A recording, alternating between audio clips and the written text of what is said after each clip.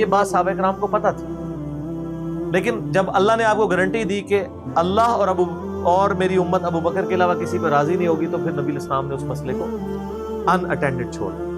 بخاری میں ہی آتا ہے، ایک عورت حضور کے پاس آئی اور کہا یا رسول اللہ آپ فوت ہو جائیں اور میں اس کے بعد آؤں اور آپ کو نہ پاؤں، تو فرمایا ابو بکر سے مل جائیں میرے پاس۔ اشارے تو کافی آپ نے چھوڑے ہوئے تھے اس حوالے سے۔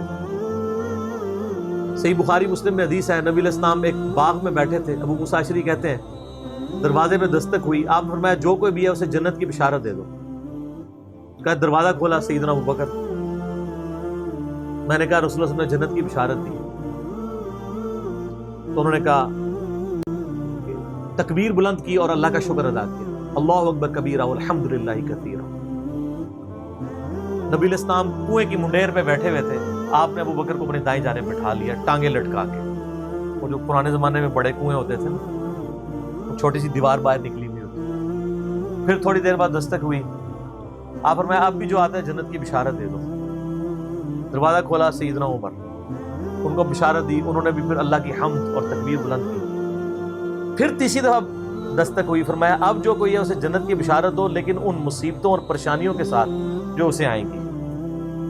دروازہ کھولا تو سیدنا عثمان تھے، انہوں نے اللہ کی حمد بیان کی اور کہا میں اللہ کی پناہ میں آتا ہوں ان فتنوں سے اور پریشانیوں سے جسے مجھے اس کا سامنا کرنا۔ حضرت عمر کو حضور نے بائیں جانب بٹھا لیا، اب دائیں اور بائیں جگہ ختم ہو گئی تھی، تو حضرت عثمان سامنے آ کے بیٹھ گئے۔ راوی کہتے ہیں کہ میں نے اس سے یہ رزلٹ نکالا ہے کہ ابو بکر و عمر رسول اللہ کے ساتھ دفن ہوں گے اور حضرت عثمان کی قبر رسول اللہ کے سامنے بنے گی۔ سر آج بھی میں حضرت عثمان غنی کی قبر مبارک پہ کئی دفعہ حاضر ہوں، ایگزیکٹ روضہ شریف کی سیدھ میں قدموں کی جانب، اور ابو بکر عمر ساتھ ہیں۔ قبر رسول پہ میری حاضری والا لیکچر بھی ہے، میں نے باقاعدہ اس میں نقشہ بتایا ہے کہ کس طریقے سے قبریں ہیں۔ یہ بہت بڑی فضیلت ہے کہ سیدنا ابو بکر عمر نبی علیہ السلام کے ساتھ دفن ہوئے اس جنت کے ٹکڑے میں، جو بخاری میں حدیث ہے میرے گھر سے میرے ممبر تک جنت کے ٹکڑوں میں سے ایک ٹکڑا ہے، اور امام بخاری نے باب باندھا ہے قبر رسول سے ممبر رسول جنت کا ٹکڑا ہے۔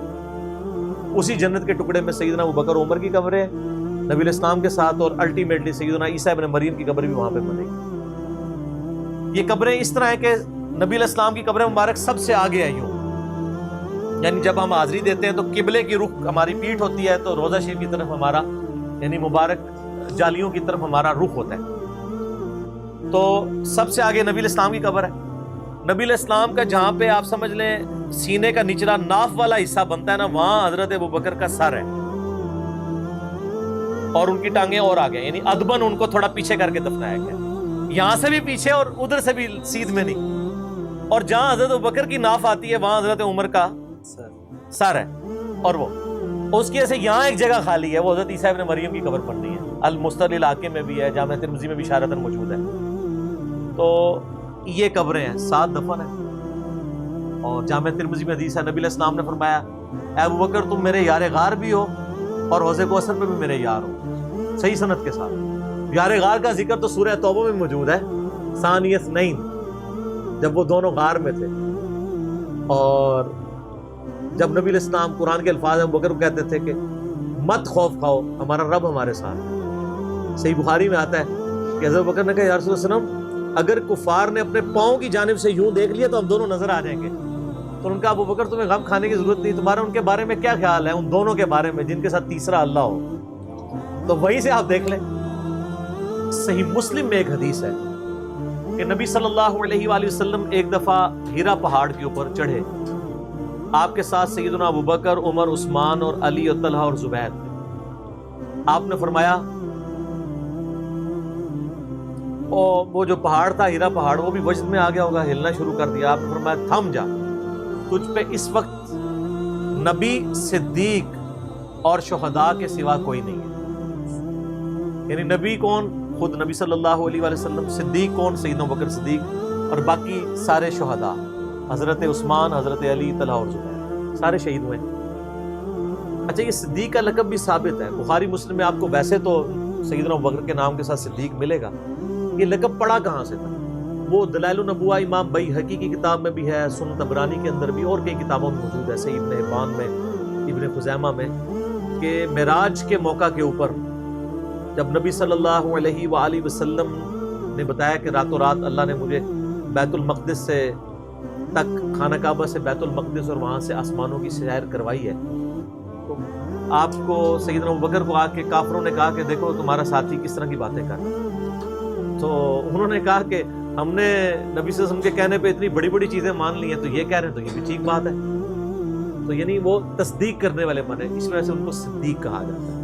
ویسے تو قرآن حکیم میں انبیاء کے بعد جو درجہ آیا ہے من النبیین والصدیقین والشہداء والصالحین، وہ بھی الگ سے ہے اس حوالے سے۔ ابو بکر کا مطلب یہ ہر کام میں پہل کرنے والا۔ اور جامع ترمذی میں حدیث ہے، نبی علیہ السلام نے فرمایا ابو بکر عتیق ہے، آگ سے آزاد کیا گیا۔ پھر جو اشرم وشرہ والی 10 صحابہ کو ایک مجلس میں جنت کی بشارت ہے، اس میں پہلے نمبر پہ ابو بکر فی الجنہ، عمر فی الجنہ، عثمان فی الجنہ، علی فی الجنہ، طلحہ فی الجنہ، زبیر فی الجنہ، عبد الرحمن بن عوف فی الجنہ، ابو عبیدہ ابن جرح فی الجنہ، سعید ابن زید فی الجنہ، سعد ابن ابی وقاص فی الجنہ۔ یہ 10 کے 10 صحابہ کو ایک مجلس میں جنت کی بشارت ہے۔ سیدنا ابوبکر کی نبی علیہ السلام کے ساتھ کمٹمنٹ کا آپ لیول دیکھیں کہ مزاج آپ کو پتہ بڑا نرم تھا، لیکن جہاں نبی علیہ السلام کا معاملہ آتا تھا تو آپ سے زیادہ مضبوط شخص کوئی نہیں۔ مضبوطی کا تعلق جسم کے مضبوط ہونے سے نہیں ہوتا، ایمان کے مضبوط ہونے سے۔ منکرین زکوٰۃ کے خلاف، مسلمہ کذاب کے خلاف بڑے بڑے لوگوں کے اس وقت پاؤں جب لڑکھڑانے لگے ہیں تو سیدنا ابوبکر نے فرنٹ سے لیڈ کی۔ عرب قبائل جو مرتد ہوئے تھے، عرب کی سرزمین میں جتنے فتنے ہیں 2 سال میں حضرت ابوبکر نے دبا دیے ہیں۔ حضرت عمر اس وقت خلیفہ بنے جب عرب کے فتنے ختم ہو چکے تھے، بلکہ اپنے دور میں ہی سیدنا ابوبکر نے رومن اور پرشین امپائر کی طرف بھی سر عمر سیریز دیکھ لو نا، پھر سب بھی پتہ چل جائے گا، بھیج دیے تھے کام، سٹیبل کیا عرب کی سرزمین۔ جنگ یمامہ ہوئی مسلمہ کذاب کے خلاف سیدنا ابوبکر کے دور میں، ان کے پاؤں کہیں لڑکھڑائے نہیں۔ صدیق رضی اللہ تعالیٰ عنہ کی کمٹمنٹ نبی علیہ السلام کے ساتھ، اور پھر آپ دیکھیں کہ صحابہ میں سب سے زیادہ مضبوط اعصاب کا مالک حضرت ابوبکر تھے۔ صحیح بخاری میں آتا ہے جب نبی علیہ السلام کی وفات ہوئی تو حضرت عمر نے تلوار نکال لی کہ میں اس کی گردن کاٹ دوں گا جو کہے گا کہ نبی علیہ السلام فوت ہو گئے۔ اللہ تمہاری زبانیں کاٹ دے گا جس نے بھی یہ کہا کہ رسول اللہ صلی اللہ علیہ وسلم نہیں رہے۔ نہ، ان کا یہ عقیدہ تھا کہ جس طرح موسیٰ علیہ السلام 40 دن کے لیے کوہ طور پہ گئے، نبی علیہ السلام بھی ڈورمنٹ پوزیشن میں چلے گئے، واپس آ جائیں گے، کیونکہ انہوں نے نبی علیہ السلام سے سنا تھا کہ رومن اور پرشین امپائر گرے گی، تو وہ یہ فورس ہی کرتے تھے ابھی تو کیسرو کسرا کی جنگیں ہم نے لڑی نہیں ہیں، تو حضور اس سے پہلے کیسے دنیا سے جا سکتے ہیں؟ لیکن اللہ نے تو آپ کو پروفٹ بنوانا تھا نا، کہ آپ کے جانے کے بعد فتوحات کروانی تھی، تاکہ پتہ چلے کہ پیچھے اللہ کھڑا ہے۔ اپنی زندگی میں تو بڑے بڑے بادشاہوں نے فتوحات کی ہیں، نبی علیہ السلام کی تو دعوت کا کلائمیکس حضرت ابوبکر اور پھر حضرت عمر عثمان علی کے دور میں جا کے ہوا ہے، جبکہ عرب قبائل بھی مرتد ہو گئے ہیں، تب بھی اللہ کے پیچھے سپورٹ تھی۔ والذی ارسل رسولہ بالہدی ودین الحق لیظہرہ علی الدین کلہ ولو کرہ المشرکون۔ اللہ نے اس کو دین کو غالب کرنا تھا۔ تو بخاری کے الفاظ ہیں، حضرت عمر نے کہا میں اس کی گردن اتار دوں گا۔ حضرت ابوبکر آئے، انہوں نے حضرت عمر کو دیکھا، اگنور کر کے سیدھا حجرہ عائشہ میں گئے، نبی علیہ السلام کے مبارک کفن کو ہٹا کے آپ کے ماتھے پہ بوسہ دیا اور کہا یا رسول اللہ، اللہ آپ پہ 2 موتیں جمع نہیں کرے گا، ایک موت تو سب کے نصیب ہے، اب تو ہمیشہ کی زندگی آپ کو اللہ نے آخرت کی دے دی ہے۔ اور پھر باہر نکلے، حضرت عمر کو کہا کہ عمر بیٹھ جاؤ، حضرت عمر نے بات نہیں سنی، تو حضرت بکر ممبر کی طرف چڑھے، ممبر پہ چڑھے اور لوگوں سے کہا کہ عمر کو اس کے حال پہ چھوڑ دو۔ حدیث کے الفاظ ہیں کہ لوگ حضرت بکر کا ریگارڈ باقی اصحاب سے زیادہ کرتے تھے، حضرت عمر کو تنہا چھوڑ کے لوگ حضرت ابوبکر کی طرف متوجہ ہو گئے۔ پہلے وہ جو سارا میلہ ان کے گرد لگا تھا شفٹ ہو گیا، تو انہوں نے حمد و صلات کے بعد انہوں نے کہا اما بعد فمن كان يعبد محمدا فإن محمد قد مات۔ فوق عباده أما بعد فإنه من كان يعبد محمد إن محمدا قد مات۔ سر کلیجے پہ کتنا بڑا پتھر رکھا ہوگا حضرت ابو بکر نے جملہ بولتے ہوئے کہ جو محمد کی عبادت کرتا تھا وہ جان لے کے محمد کو موت ہوگی۔ وَمَنْ كَانَ يَعْبُدُ اللَّهَ، اور جو اللہ کی عبادت کرتا ہے وہ جان لے ان اللہ حی لا یموت، اللہ زندہ ہے، اللہ کو کبھی موت نہیں۔ أنا يعبد الله حي فإن الله حي۔ کیا توحید کی تعلیمات ہیں، حضور کی میت کے اوپر حضور کے فضائل نہیں بیان ہو رہے، توحید بیان ہو رہی ہے۔ Point to be noted. کیوں؟ سر پہلے نہیں انسانیت نے رسک لیا، دنیا کا سب سے بڑا شرک ایک پیغمبر کے نام پہ تو کھڑا ہوا ہے، عیسیٰ ابن مریم کے نام پہ۔ نبی علیہ السلام کو عیسیٰ ابن مریم نہیں اللہ نے بننے دیا۔ ایسے تربیت یافتہ وہ صحابہ جو کل تک آپ کے وضو کا پانی نیچے نہیں گرنے دے رہے تھے، آج وفات پہ کھڑے ہو کے فرضی خطبہ دے رہے ہیں۔ جو محمد کی عبادت کرتا تھا جان لو محمد کو موت آ، جو اللہ کی عبادت کرتا تھا جان لو اللہ زندہ ہے۔ پھر آیت بھی پڑھی، صرف فرضی جملہ نہیں بولا۔ آپ تو کہہ رہے ہیں شرک ختم ہو گیا، حضرت ابوبکر جب شروع نہیں ہوا تھا اس وقت بھی کہہ رہے تھے کہ نبی علیہ السلام کو کسی نے خدا نہیں بنا، کیونکہ بخاری کی حدیث ہے، دیکھنا میری شان کو اس طرح بلند نہ کرنا جس طرح عیسیٰ ابن مریم کو لوگوں نے کیا۔ میں اللہ کا بندہ اور اس کا رسول ہوں، مجھے اللہ کا بندہ اور اس کا رسول ہی کہنا۔ سر وارفتگی، دیوانگی، عشق کی ساری کیفیت حضور کی وفات کے بعد بالکل چینج ہوگی صحابہ۔ ہونا تو چاہیے تھا جو وضو کا پانی نہیں گرنے دے رہے تھے جا کے قبر کی مٹی چاٹنا شروع کر دیتے، ایسا نہیں ہوا۔ وہ تعلیمات کی باؤنڈریز کو کراس نہیں کرتے۔ تو پھر انہوں نے آیت پڑھی سورہ آل عمران آیت نمبر 144، وما محمد الا رسول قد خلت من قبله الرسل افئن مات او قتل انقلبتم على اعقابكم۔ محمد تو نہیں مگر ایک رسول ہی، اگر یہ فوت ہو جائیں یا دین جو جنگ میں قتل کر دیے جائیں، شہید ہو جائیں، کیا تم دین سے الٹے قدم پھیر جاؤ؟ جو کوئی دین سے الٹے قدم پھیرے گا اللہ کا کوئی نقصان نہیں کرے گا اور اللہ ثابت قدم رہنے والوں کو جزا دے گا۔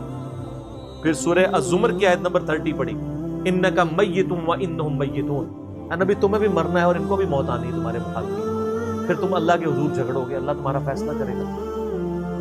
یہ سیدنا ابوبکر کی حضور کی وفات کے وقت استقامت۔ پھر جھگڑا کھڑا ہو گیا حضور کو دفنانا کدھر ہے؟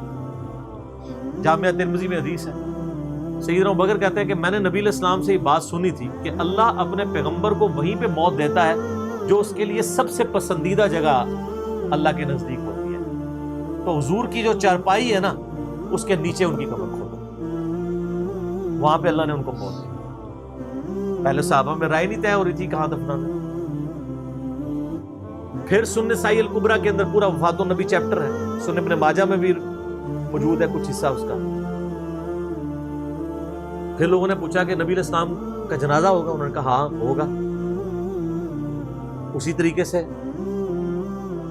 تکبیر کہو اور سورہ فاتحہ اور اس کے بعد درود شریف اور اس طریقے سے 4 تکبیرات پڑھو۔ لیکن ایک فرق تھا کہ نبی علیہ السلام کو پروٹوکول صحابہ نے دیا ہے کہ آپ کی جو جنازے کی نماز ہے نا وہ جماعت کے ساتھ نہیں ہوئی۔ صحابہ نے یہ پروٹوکول دیا کہ حضور کی میت کی موجودگی میں بھی کوئی شخص امامت نہ کروائے۔ حجرے میں ایک طرف سے لوگ داخل ہوتے تھے، اکیلے اکیلے جنازہ ادا کرتے تھے، اور ڈیٹیل میں آتا ہے 2-3 دن تک جنازہ ہوتا رہا۔ پہلے یعنی مرد داخل ہوئے، اس کے بعد بچے، غلام، پھر عورتیں، اس طریقے سے سب نے جنازہ پڑھا۔ ظاہر ہے 1 لاکھ سے زیادہ لوگ تھے جنازہ پڑھا۔ اس موقع پہ بھی سیدنا ابوبکر کی آپ استقامت دیکھیں، ورنہ حضرت عمر کتنے سٹرانگ اصحاب کے مالک تھے، ان کی حالت آپ دیکھ لیں۔ جب ضرورت پڑی ان کے مضبوط اصحاب کی تو کولیپس کر گئے۔ ابوبکر ہی کھڑے ہوئے ہیں تو حضور کو پتا تھا نا میں نے مصلی پہ کسے کھڑا کرنا ہے۔ اور بخاری میں الفاظ ہیں جب مصلی پہ کھڑا کیا آپ فرمایا ابوبکر کے علاوہ سارے دروازے بند کر دو، صرف ابوبکر کے گھر کا دروازہ جو مسجد کی طرف کھلتا ہے، جو مسجد کا دروازہ ابوبکر کے گھر کی طرف ہے وہ کھلا رکھو، باقی سارے بند رکھو۔ تو نبی علیہ السلام کو یہ پتا تھا کہ کس لیول کا کس بندے کا یعنی ایمان ہے، اس کے اعصاب ہیں۔ اور بخاری کے الفاظ ہیں جب حضرت ابوبکر نے خطبہ دیا، حضرت عمر کہتے ہیں میرے پاؤں میرا بوجھ نہیں اٹھا سکے، اور مجھے یقین آ گیا کہ حضور فوت ہو گئے۔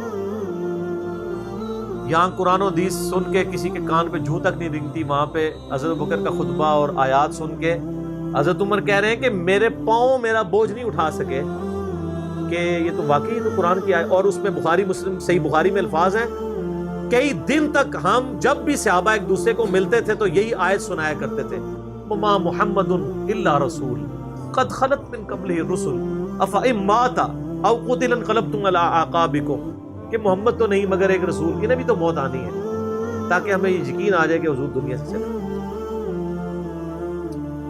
تو یہ صحابہ کرام علیہم رضوان کی نبی علیہ السلام کے ساتھ عقیدت تھی، اور سیدنا ابوبکر آپ کو بالکل سب اول میں نظر آئیں گے، ٹاپ آف دا لسٹ، معاملات کو ہینڈل کرنے میں، چیزوں کو بالکل من و سنت کے مطابق ڈھالنے میں، اور ہر معاملے میں رجوع لانے کے اوپر، اور اہل بیت کے ساتھ کمٹمنٹ کے اوپر، ہر مسئلے میں آپ کو حضرت ابوبکر صدیق کی قربانیاں ٹاپ آف دا لسٹ نظر